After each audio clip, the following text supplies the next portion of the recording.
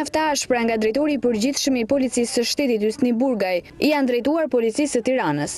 Është bërë një punë mjaft e mirë sipas Burgajt, por kjo nuk ka ulur nivelin e kriminalitetit, si dhe mbetet problem sipas kreut të policisë, mbulimi i territorit për zbardhjen e krimeve e në veçanti vrasjet. Të gjitha këto defekte të policisë së Tiranës, Burgaj i ka bërë publike gjatë analizës së policisë së kryeqytetit për vitin 2010.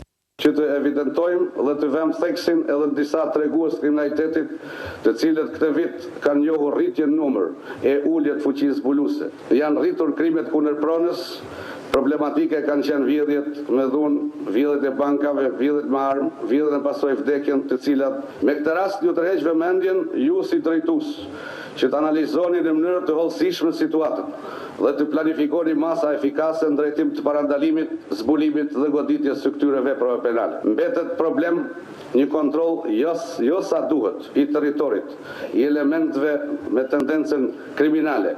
Ndërkohë që ndryshe nga e prouriti, drejtori i policisë së Tiranës, Tonin Vocaj, ka treguar një tjetër fytyrë të uniformave blu në luftë kundër kriminalitetit, si dhe zbulueshmërinë e vrasjeve, ku për këtë vit ka ndodhur 23 e janë zbuluar 74%.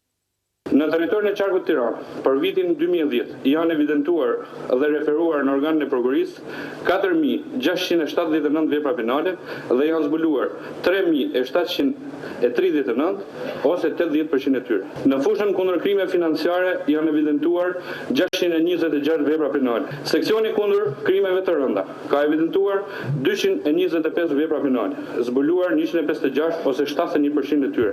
Vrasje ndodhur 23, zbuluar 17 ose 74% e tyre.